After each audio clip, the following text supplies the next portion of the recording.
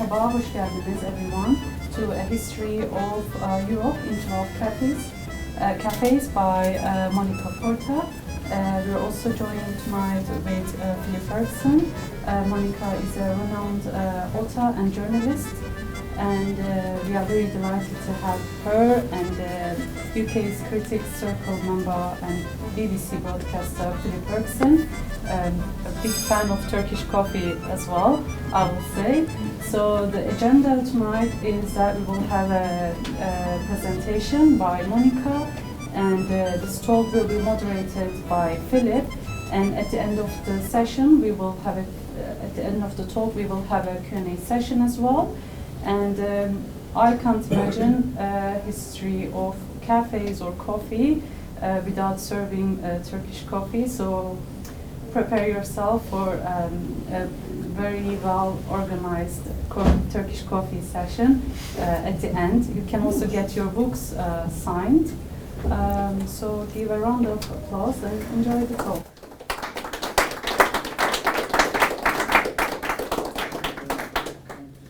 Willkommen, bienvenue, welcome, merhaba. It's a very appropriate international evening.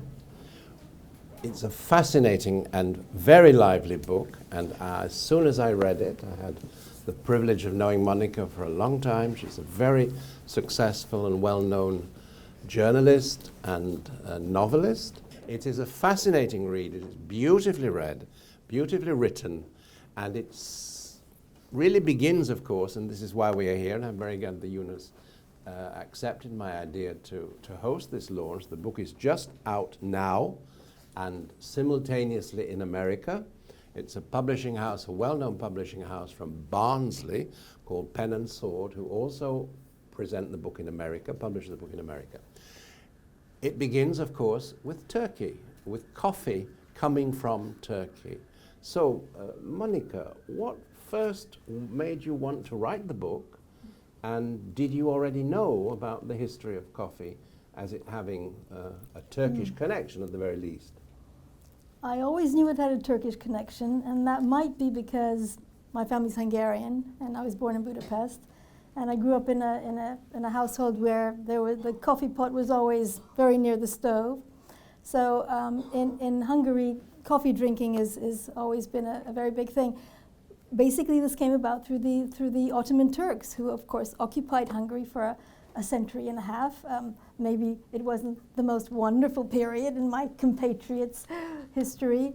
However, they did leave two very important things which have stayed with the country and with the culture of the society ever since. One is, of course, that they developed these wonderful hot spring thermal baths, the Turkish baths, which Hungary has a lot of, especially in Budapest.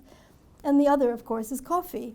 They were the ones who first popularized coffee drinking amongst the Hungarians. In fact, the Hungarian word for coffee, I think, is identical to the Turkish word, which is kahve. So yes, I always knew. I always knew that. I always had a great affinity with cafes. I always loved being in cafes. And I wondered whether perhaps in some weird way this might be because my parents met in a cafe. Shortly after the Second World War, they met in a very well-known cafe in Budapest, which was popular with writers and theater people. My mother was an actress, my father was a writer, and they met there one day, and they got married 6 months later. So maybe, I don't know if that had anything to do with it, probably not. But anyway, but it's a good story. So yes, I was always interested in the history of coffee, in how it spread from the Middle East into Europe. And of course the Turks were absolutely instrumental in that. But I wonder if you want to just go back to the very beginning about the actual, the discovery of coffee, because that has also a very interesting story. So maybe most people don't know this, but it was about the year 850 AD, and in Ethiopia, there was a goat herd called Kaldi, a young guy who had his flock of goats. They are flocks, aren't they? Yeah, I know. Had his flock of goats, and he noticed that once they started eating this particular red berry that grew on this bush, which grew wild in that area, that after eating these berries, they became very energetic, and they were leaping around in the mountains, and he just wondered why this was. So he thought he'd try them himself, and he discovered they had the same effect on him. So that was interesting. And through that route, it eventually came to the attention of the Sufis. You know, these are the whirling dervishes. They have to stay up all night, you know, whirling around. I mean, if you've ever seen that, like, it takes a lot of energy. And once they discovered that the properties in this particular berry could give them all this energy, I mean, they really took to it in a big way. And that's kind of how it came about. The beginning, it wasn't even so much a drink. It wasn't that they drank coffee. What they did is they kind of mulched it up with sort of animal fats and other things, and they made it into a kind of paste, and it was more like a sort of snack. And then they started also boiling it up and drinking it as well. So the book lists a dozen of the most famous coffee houses in the world, in Europe especially, but ironically there isn't one still existing from historical times in what is now Istanbul, what was Constantinople. Do you know something about what did exist in Constantinople? So essentially, when they first from Ethiopia, when it leapt across the Red Sea into Yemen, into the Arabian Peninsula, that's where they first began cultivating it, and it became a crop, and they were starting to produce it. And from the Yemeni port of Mocha, they started transporting it elsewhere, and they became so associated with Mocha that it gave its name to the drink. The kind of coffee, yeah. And so basically, it started eventually going into the Levant, being traded into the Levant, Mm-hmm. and once it became part of when entered the Ottoman Empire, then the Ottomans took it to the rest of Europe. But the very first designated coffee house, the first thing that was known as an institution as a coffee house, was in Constantinople. Quite soon after, it was 1475. Quite soon after they conquered Constantinople, and they opened this coffee house called Kiva Han. And it became, very, very successful. And pretty soon, the coffee houses were cropping up all over Istanbul. Well, I don't know if it's called Istanbul quite yet, but anyway, Constantinople. And Turks really took to drinking coffee in a very big way. I think they were the first nationality that really thought it was wonderful, and their coffee houses became really quite beautiful, lavish premises. They had, wonderful carpets and cushions and lights, and they started then having entertainments, music as well. So they became great places for people to meet, socialize, discuss all sorts of matters. Of course, men only. But that's how it all began. Unfortunately, sadly, none of these very old coffee houses in that part of the world have survived. However, once they started, through the east-west trade routes that became very popular going into Venice, the great trading port of Venice, once it sort of entered the continent of Europe, then everyone else sort of adapted it as well. And which is the oldest still existing coffee house now? That would be the Prokop in Paris, which is really one of the most interesting in many ways, because it was a 17th century coffee house, and it had so many, throughout its history, had so many interesting associations. Of course, during the Age of Enlightenment, it was where Voltaire, Rousseau, these other great figures would go, and it became a kind of this meeting place where they would discuss, all of their philosophies. And so it was wonderful in that way. A little bit later on, of course, that's when the revolutionaries in the build-up to the French Revolution, where they were hanging out and sort of, cooking up their plots. Napoleon not only hung his hat there, but he left his hat there. Yeah, so if you go to the Prokop today, you can actually see one of Napoleon's, his famous tricorn. It's called a tricorn, or is it called a but anyway, you know what I mean, the hat, the one that he wears. Yes. He was a young officer in the years of the Revolution.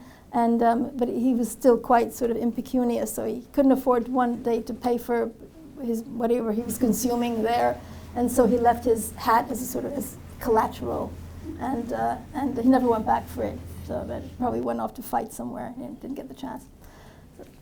Ridley Scott should have given it to Joachim Phoenix, or not, as the case may be. And what about in England? When did the whole thing start in England? Now that is also really interesting because when the English also really loved coffee houses when they became popular in the 1650s. And in London, of course, there were a whole bunch of coffee houses that sprang up around that time, and they were each associated with different, with different occupations. There was a coffee house where the stockbrokers went, the coffee house where lawyers would go, coffee house for like writers and witty poets and playwrights, so they all found and political ones. So they all found their kind of like a little niche coffee houses.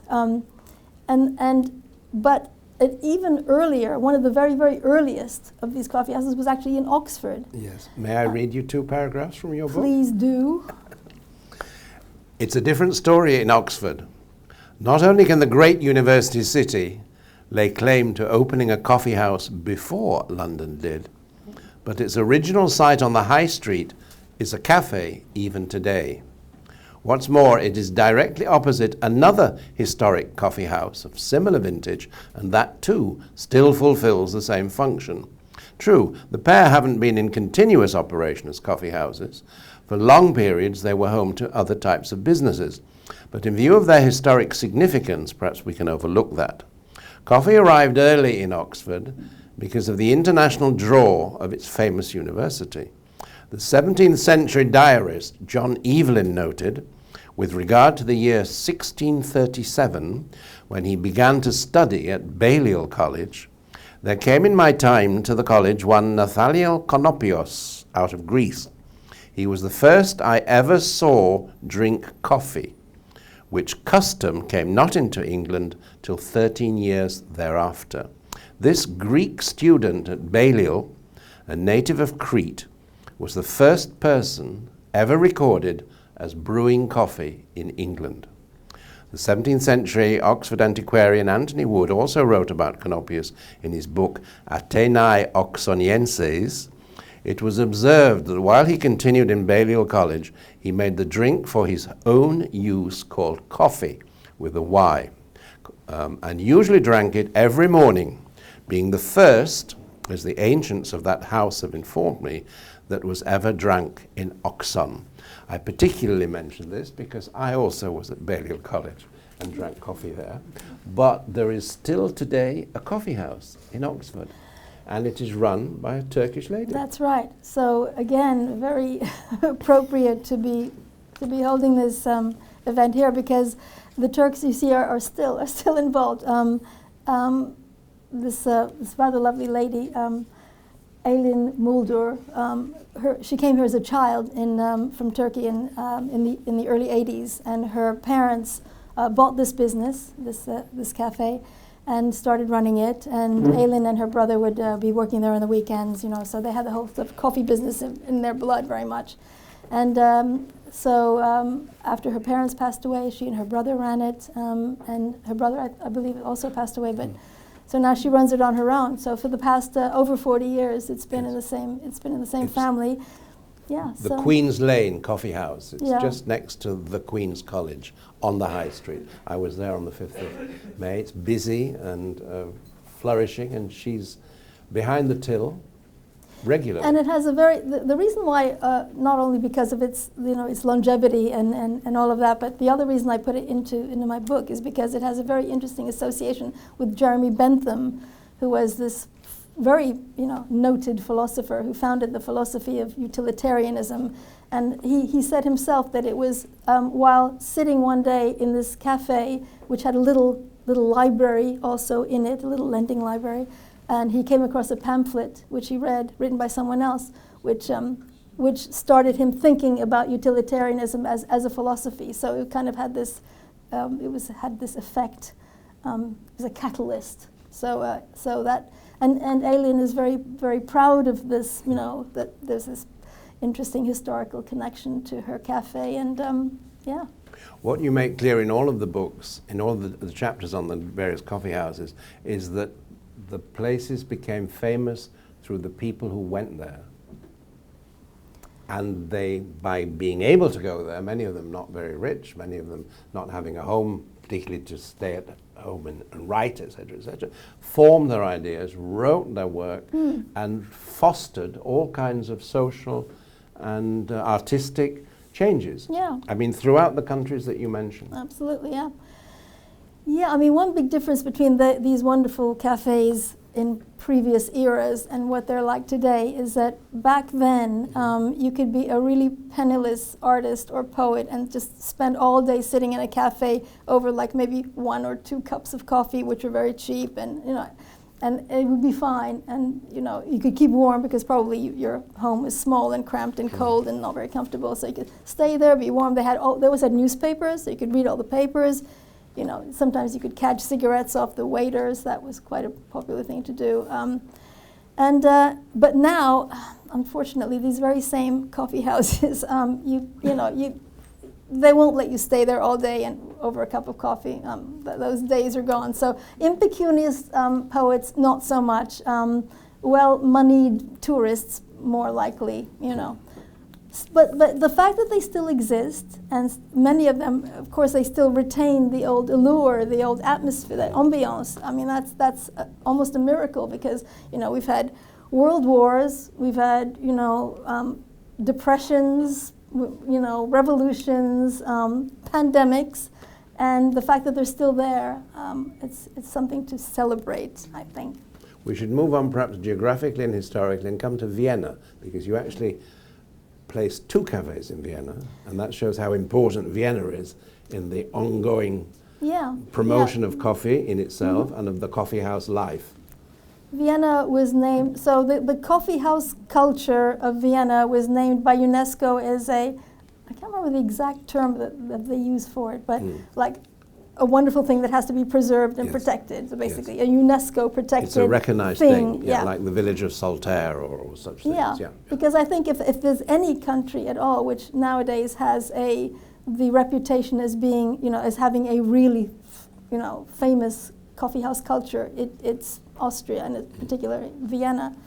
But in my book, I write about, these great writers, Stefan Zweigs and people of that ilk, who would spend practically their whole lives living in these cafes. So the Café Central in Vienna, I think, is really the most interesting one, and it has the most interesting associations with famous people. There were a group of writers called the Jung Wien, the Young Vienna group, towards the end of the 19th century and the early part of the 20th century, and they were breaking away from the earlier literary forms that were popular in the 19th century, and they were creating these new, more experimental ways of writing, sort of symbolism, impressionism, all of these new isms were coming in, and they were very much at the forefront of that. And one of the leaders, the leading lights of this group is Peter Altenberg, who is this extraordinary, it's a really eccentric, fabulously funny character who basically spent his life at the Café Central. And, he would just go there, and he never had any money, but he could always charm people into paying for things, like paying for his meals and his drinks, and even paying for the rent in his crummy little flat. And he got the, sort of begging for money from the waiters, and he just had, and he would hang around all day, read the papers. He would know everything that was going on in the world because he'd read papers from all the different countries, and with his writer friends and his poet friends, and that's what he would do. Now, in the years just before the First World War, in the run-up to the First World War, there was a particularly interesting collection of people who gathered there. Now, amongst them, of course, was Mr. Bronstein, who we later came to know as Trotsky. And he was then, of course, he was in exile from Tsarist Russia. And he loved Vienna. he lived elsewhere. He lived in London for a while. He lived elsewhere, but Vienna was his favorite. He loved Vienna because he loved the ambiance of the coffee houses, and the Café Central, that became his favorite haunt. So he would be there a lot. in one particular point in 1913, so the year before the war broke out, he had a visitor, Stalin. Stalin was sent to Vienna to research some paper that he was told that he had to write. So he was there for a while, and Trotsky would take him around, and of course he also took him, of course, to his favorite haunt, the Café Central, probably so he could see what it was like, what these capitalists were like. Now, at the same time, of course, another man was living in Vienna, Adolf Hitler. He was this very penniless, morose, sullen creature because he couldn't get into art college. He wasn't good enough, so twice they rejected him. So he was moping around, but he also really loved spending time in coffee houses. He had no money, but he could stay there all day and keep warm and read the papers and have his coffee. So I really like to imagine, and this might not ever have happened, but it really could have happened in theory, that at one particular moment in time in 1913, when Stalin was visiting Trotsky and they were hanging out in the Café Central, Hitler was there too, maybe a couple of tables away, because it kind of blows your mind when you think about that. And it could have happened. It's like a Tom Stoppard play, really, but it really could have happened. Yeah, it could have happened. So you want to go back a little earlier, though, why coffee became so hot in Vienna after the siege of Vienna. Okay, well that also is very interesting indeed. So here's where the Turks definitely also come into the picture. So 1683, the Ottoman Turks are besieging Vienna. They've tried it once before, it didn't work, but they had this very, very long siege at the gates of Vienna because they'd already conquered Hungary, but then they were moving a little bit further west. They wanted the big prize, which was Vienna. This is the capital of the Holy Roman Empire. So they wanted Vienna. That would have been brilliant. But this was a very tough nut to crack. But they were kind of getting there. There was weeks and weeks of this siege, and in Vienna, people were beginning to starve. They had previously made a deal with the Poles, with the Polish army, that they would come and help them, but the Poles hadn't arrived yet. And that there was also another army, the Holy Roman Empire's, they had a regiment as well, but they were, for some reason, they were sort of stationed a little bit away, and also hadn't yet come. And so they needed someone to go and tell them how urgent it was, that they needed to come immediately and help them to lift this siege, because otherwise it all was lost. So they sent a Polish man who was a soldier, but also had been a trader, and he's an incredibly good linguist, and he spent time in the Ottoman Empire, so he spoke Turkish, and they had him dress up as in his Turkish gear, and go and sneak out from the walls of Vienna and go amongst the Ottoman encampment, picking up a little intelligence. He sort of went out there, was just singing these Turkish songs and picking up the intelligence and seeing what was going on, and then he made his way to this to the regiment that was meant to be coming to their aid. That was Sobieski, was it? Yeah, The prince? that was the Duke of Lorraine. So Okay. there was he was not too far away, but for some reason he hadn't entered the fray yet. Anyway, he went there, he managed to get there, he told them about the terrible plight of Vienna, you have to come immediately, and basically he got everyone all, sort of geared up to come to the rescue of Vienna. And then this Kolchowski, the Polish guy, in his Turkish gear, snuck back into Vienna. Anyway, long and the short of it is, of course, they did come to the rescue and save Vienna. Yeah. The Turks were defeated, and they basically had to leave. And when they left left behind pretty much everything that they'd had with them. They had camels and money and all kinds of goods and these big sacks of beans that no one in Vienna knew what they were. They thought maybe they were food for the camels. They had no idea what these beans were. But Kolchowski knew, because he spent time in the Ottoman Empire, so he knew exactly what they were. And he asked to keep them, and he was given them. And they also rewarded him by giving him a house in Vienna, and some money, for his brave act of sort of espionage that he'd done. So he was the one who started first making coffee for the Viennese. First, I think just as a kind of, selling it on the street, as a kind of vending, as a sort of vendor in the street. But then he opened the very first coffee house in Vienna called the Blue Bottle. And he would then regale all of the clients who came. He would regale them with stories of how he had helped to save Vienna, and he was a great hero. And the croissant was in fact born around that time, not in Paris. Yeah, you told me that. Okay, that's true, I guess. Croissant was a reference to the Turkish symbol on the flag. Yes. And it came from Vienna from this time, not from Paris. Learn something every day. Of the many, there are 12, but you refer to others, and also some in America. What are favorites for you? Do you have a particular favorite? Or? Well, or how did you manage to leave some in or leave some out?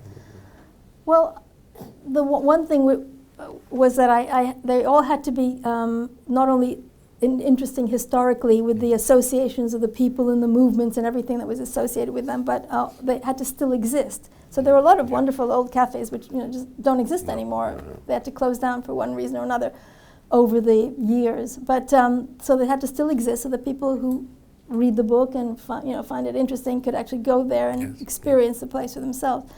So I don't know. They all had something about them which made them certainly very, eminently includable in the book. As far as a favorite one, the Prokop is definitely one, and the Central definitely two. There's also a really wonderful cafe in Rome called the Antico Greco, so called because it was founded by a Greek gentleman, I think from the Levant. And it had very many interesting associations. It was also founded in the late 18th century. Yeah, late 18th century.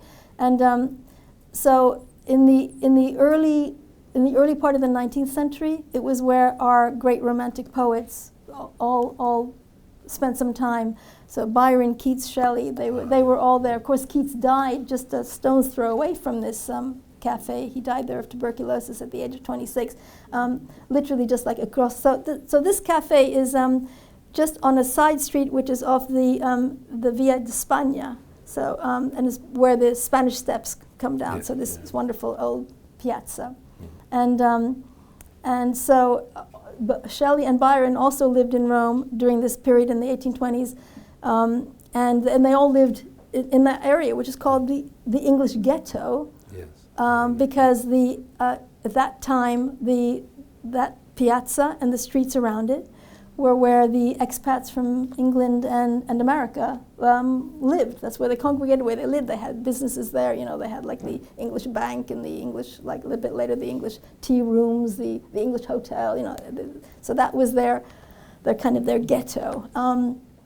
So it was interesting for that reason. A little bit later, a couple decades later, Nikolai Gogol, the sort of famous Russian novelist, spent pretty much all of his time there. He wrote one of his books pretty much at his favorite table in this cafe.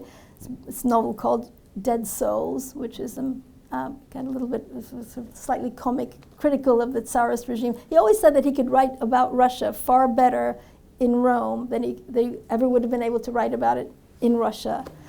So he was there, and he had his little coterie of Russian exiles, also Russian emigres, artists mainly, and then Thackeray turned up in the 1850s. He was there researching a book, and part of his book was set in Rome amongst the artistic colony, and so the Antico Greco was filled with artists. This was where all the artists congregated, and he spent his time there doing his research and wrote about it afterwards.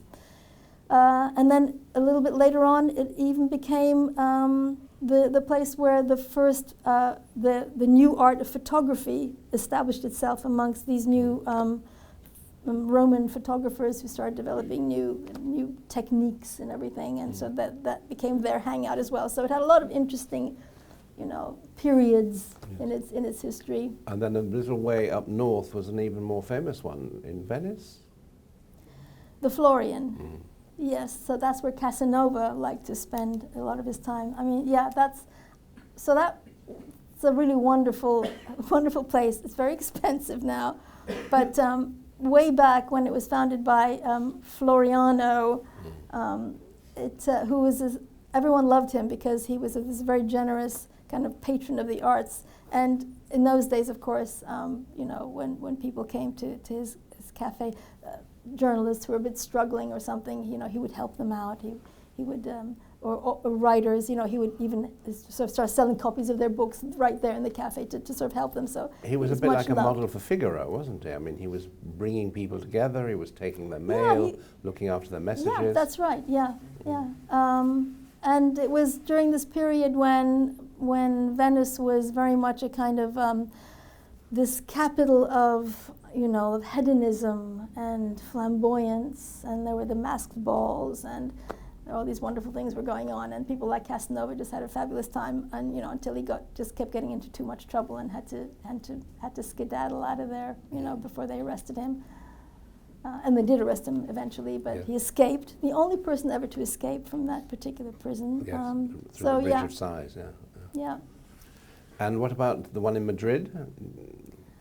Yeah. Very literary, the Café de Gijón, which still exists on the Castellana. So the Gijón was interesting in that it sort of brought back again a very ancient Spanish tradition, which is called the tertulia. This is where you'd have a gathering of people to discuss current events, politics, literature, culture, whatever. They would gather together to discuss these things. And it was called the tertulia. This is the whole thing. But it had begun centuries earlier, and then kind of went out of fashion and stopped. But this cafe brought it back, and it became the biggest sort of literary cafe in Madrid. And the famous sort of Spanish writers would spend, again, all of their time there, and the tertulia still continue now. And it became the focus of a number of books and films made on the books. It was known as La Colmena, the beehive, I think. Yeah, so that's right. The beehive. Colmena. That's right. It's set up in a coffee house, which is modeled on that one. Café de Gijón, yeah. All about the characters who come together there, and so. Shall we open it up to some questions? Yeah, sure. Please, any coffee reminiscences, or anyone has been to some of these coffees? Yes, please, in blue. Monica, thanks a lot for your amazing talk. Just had a quick question. So, can you explain a little bit more on what the user experience, the customer experience was like for actual coffee attendees at these coffee houses in the 17th, 18th century? And the reason I say that is because today when you go to cafes, everyone's just working on their own laptops and not looking to each other and stuff like that. So I was wondering what it was like back then, because you said it's an intellectual hub. Right? So would Voltaire and Rousseau come about and pull chairs and start talking about I'm stuff? sure they did. Well, they didn't pull out they didn't pull out their mobile phones, that's for sure. Yeah. That's the huge difference, I think, between then and now. Is you go into a cafe now, and probably you're going to see everyone on some device. People they either just go to pick up a quick coffee on their way to work, or maybe they might have one there, and then be on their phone and use the Wi-Fi on a laptop or whatever. They don't really go so much as a place where they're going to have a big get-together with people and discuss important issues and create things and start movements. I mean, but that's just that people have become more atomized now. Everyone's kind of, much more in their own little world, digital world. So of course it was very different then, and that was the place where you would go to meet. Because the thing about a cafe or a coffee house is that it isn't really like any other kind of venue. It's not like anything. It's not as formal as a restaurant where you have to go to eat. It's not like a tavern or an ale house or a bar or a pub where you basically go to drink, and because you're drinking alcohol, you get more and more befuddled in your brain. Whereas when you're in a cafe and you're drinking coffee, you get sharper. So you're more likely to come up with new ideas, new thoughts, to be creative, and interact with other people. And yeah, I mean so it was a very, very different type of thing then. And can I just follow up to that? So why do you think the culture changed so radically compared to, is it just technology, or did people become different? The coffee houses today are not the same as, Well, yeah, both. People became different because of the technology, right. I think. People still, I guess people still have clubs and societies and get together in that way. But this was, I'll just read you one little bit. So Stefan Zweig was he was a great, Austrian novelist. And he was probably the epitome of the sort of Austro-Hungarian cafe intellectual. And he very much, and I'm going to try to find it, he had a wonderful thing that he wrote about. He wrote about the coffee house. He said, "Our finest place of education for everything new was the coffee house, an institution of a special kind which is not comparable to any other in the world. It's actually a kind of democratic club, accessible to anyone for an inexpensive cup of coffee." So that democratic club aspect of it, I just don't think that exists anymore. That's not what people go to cafes for, And in a lot of these wonderful old famous historic ones that I write about in my book, when you go there now, you're probably more likely to see them, especially the Central, which is kind of like on the tourist beat. You're more likely to see them filled with, tourists taking selfies, that kind of thing. So it's not like intellectuals going there to, intellectualize. There's another little bit I'll just read you so I talked about Peter Altenburg. He was the poet and writer who spent his life, the impecunious guy who spent his life in the Café Central, and he actually wrote a poem about the Café Central, and it's called "To the Coffee House." I'll just read you a few lines because I think you'll get the idea. "When you're worried, have trouble of one sort or another, to the coffee house. When she did not keep her appointment for one reason or another, to the coffee house. When your shoes are torn and dilapidated, coffee house. When your income is 400 crowns and you spend 500, coffee house. You could not find a mate to suit you, coffee house. You feel like committing suicide, coffee house. You hate and despise human beings, and at the same time, you cannot be happy without them, coffee house." So that kind of sums things up. But also there was a friendly relationship between the waiters and the Absolutely, owners yeah. who really looked after their clientele, Yeah. respected them, and the other way around.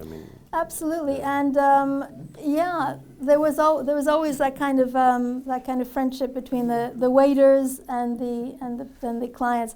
In Budapest, the New York Coffee House, it's called New York Coffee House because when it was founded in the 19th century, it was based on the ground floor of the New York insurance company. It's a huge, beautiful sort of neo-Renaissance building, and the coffee house is on the ground floor. And this was a haunt of writers. In fact, in slightly later times, my own father used to hang out there with his pals, and when he was a young journalist, a young writer. But anyway, so back then, in these early days of that coffee house, they really looked after the writers. They even had a special, very inexpensive dish, for these poor writers who couldn't afford any fancy food. So they made one specially for them. They gave them free paper, and they used to give them. So this is quite funny because they used to give them not only like free paper so they can do their writing there. They also gave them ink, so the inkwell, the little bottles of ink and pens. Until one writer spilled this ink all over this really lovely sort of light gray settee, and then they got really cross about it. So after that, it was only pencils that they could use. But yeah, I mean, they had a wonderful relationship with the waiters who were like they knew them so well because they were there all day. So the waiters became their friends. So yeah, it was a whole different atmosphere. And then during the 20th century, some of the places were used as a kind of poste-restante or a Yeah. venue. People, actors were waiting for calls from films Yeah, absolutely. in the 20s, the 30s, in many of Yeah. these cafes. A number across of Europe. them. I mean, Peter Altenberg, for example, on his calling card, he gave the cafe as his address, so Yeah. all of his post was delivered there. But that was quite common, quite a common thing to do. Even in the Antico Greco, where Yeah. all the artists were, many of the post was delivered there. And Yeah. on the, in fact, on the cover of my book, that is the artist gathering at the Antico Greco, and you can see that one of them. Yes. On the left-hand side there is Yes. going through the Going through his envelopes to mail, see if yes. any of the post is for him. Yeah, yeah, yeah. Yes, please, on the front row. I was just wondering how they ever got to roasting the beans. I assume initially they didn't roast the beans when they made coffee. Not in the early days, no. I think they probably crushed them, but they did start to roast them then. I suppose when they realized that it was more palatable if they were roasted and then ground. Yeah. And also, coffee generically now we used to espresso and long coffee. I mean, I assume it was long coffee that people were drinking, not. Well, at the short very coffee. beginning, what they did when they ground them up is that they kept the grounds in. So they boiled it up, they ground it up, they boiled it up, and then they allowed the grounds to stay in, which kind of is a version of the Turkish coffee of today. But then later on, they realized that, in fact, it was interesting because the Sun King, the Sun King, in France. In right? Versailles, yeah. Louis XIV. Yeah. He loved coffee, but to the extent that he even grew his own coffee beans in the greenhouses at Versailles, and he liked to pick the coffee beans, he liked to roast them, he liked to grind them, he liked to do everything. He even liked to serve them. And what he did, I'm not sure if he was the first one to do it, but he sort of popularized the way of drinking it, is by filtering the coffee through muslin cloth, so that you didn't use the grounds as well. And so that's how that came about. Vienna seems to be the place that invented so many different kinds of coffee. I mean, the Mocha, the Grosser Browner, the Kleiner Browner, the Eber Browner. Amazing number of coffees you could have. At the back, please, in the middle. No, oh, well, yes, you, and then you behind. We used to have chain smokers before, when I was small. Chain smokers. And in Lebanon, we are chain coffee drinkers. From cup to nearly, we don't wash the cup. Nearly. So because we drink coffee every session, between session and session, there is no time. Yeah. And my question, did you cover the cups and the protocol and etiquette, how to offer coffee, where you put your hand and the tray and the shapes of the cups and the design and everything? Well, and how much you fill the cup? Not, exactly. No, I know. Well, if I'd known about you earlier, I might have put an extra bit in. Sorry, another point before. This is a very important point, the etiquette and the shape of the cups. Now, the other point is no Ottomans without coffee, and no coffee without the fez. And we talked to Moroccan claim they invented the fez, and Turkish claim they invented the fez, and Egyptian claim they invented the fez. So please, do you know where is the fez invented? The last point, I heard that coffee started in Yemen and then moved to East Africa.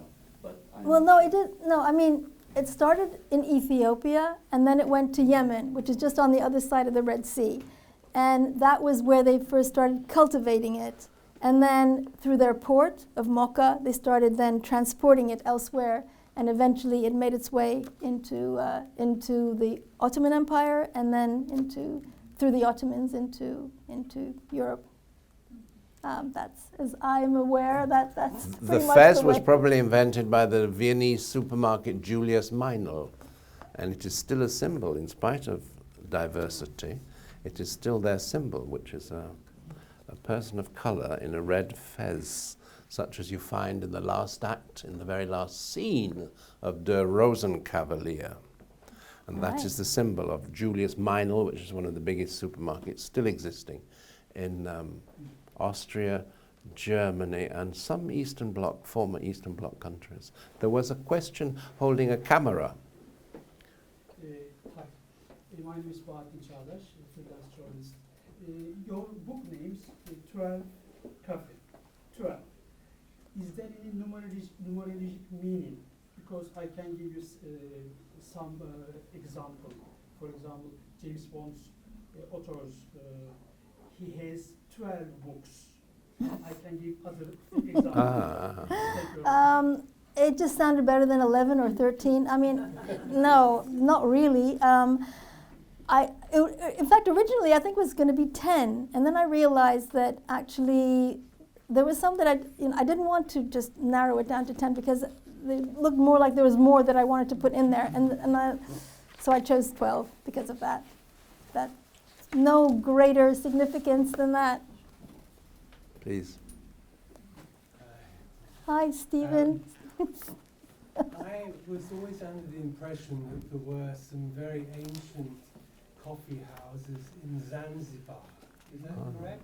Jeez, I mean, as far as I'm aware, because I did a lot of, as you can imagine, quite a lot of research into this, and as far as I was able to ascertain, none of the really old, the ancient coffee houses from that part of the world still exist anymore. I mean, it's a shame because obviously Istanbul, Constantinople was the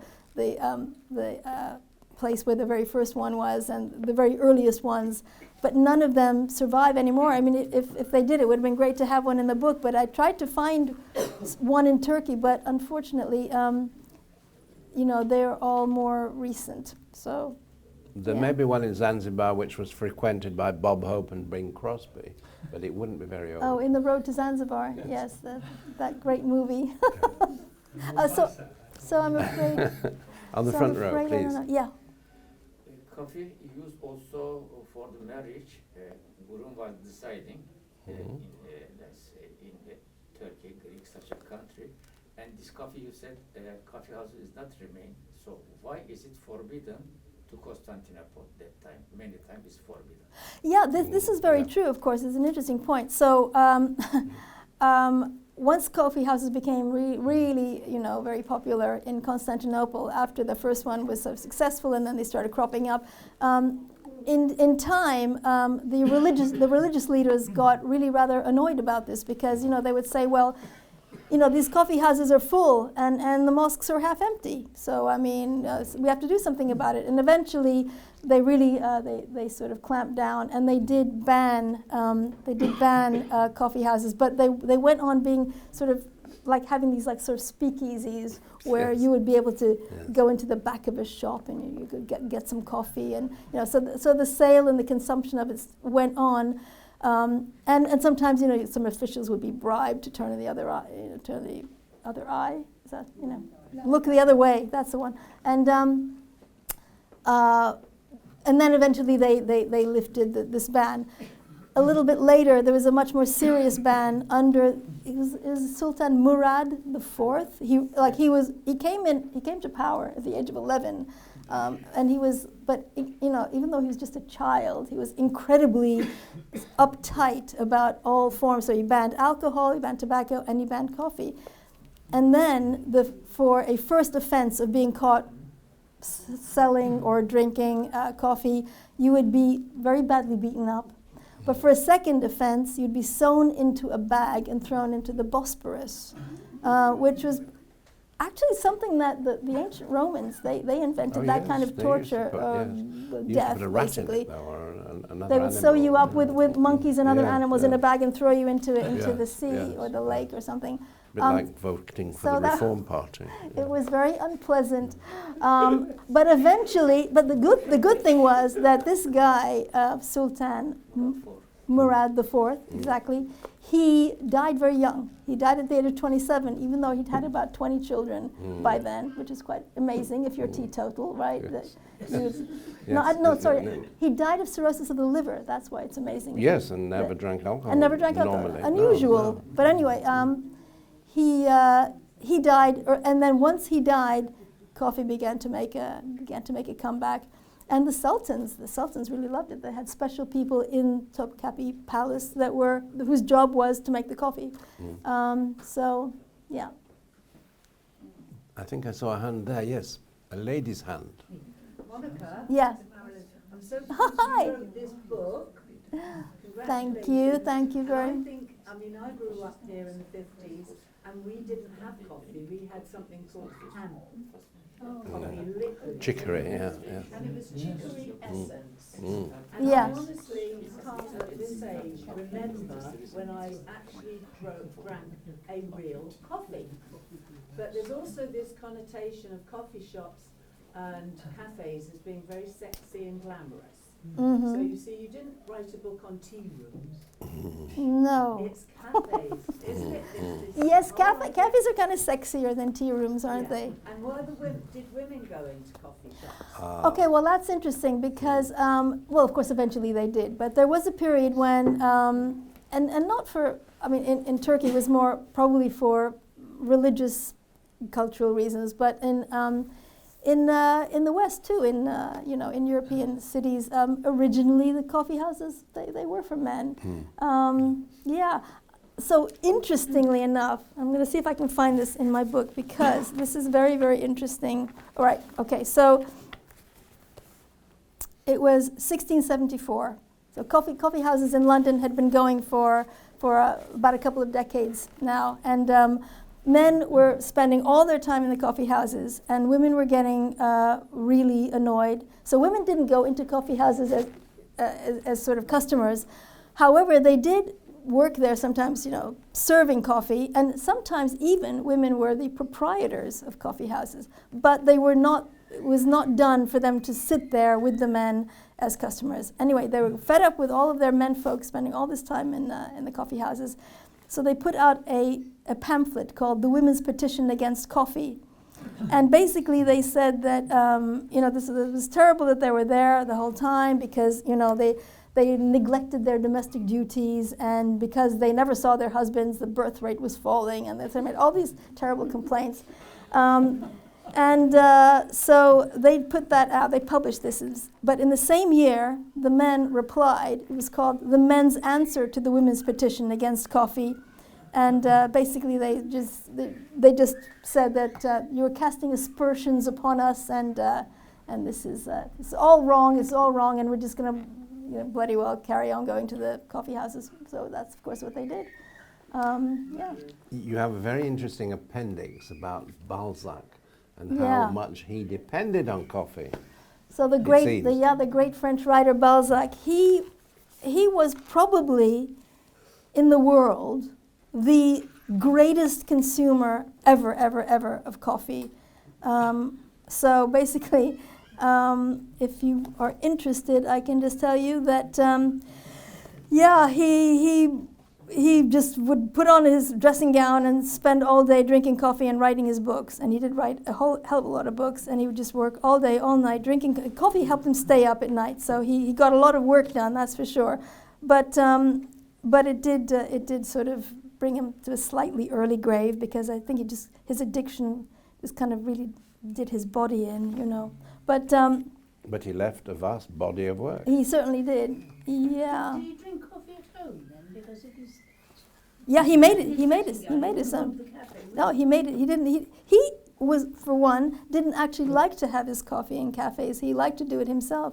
It says, more often than not, Balzac drank his coffee not in a cafe but at home, prepared by his own hands, following a meticulous routine. He used 3 kinds of coffee beans, purchased at 3 different shops in Paris, and then finely ground. He brewed up the thick aromatic elixir in a large cafetiere, which would keep his coffee warm for hours.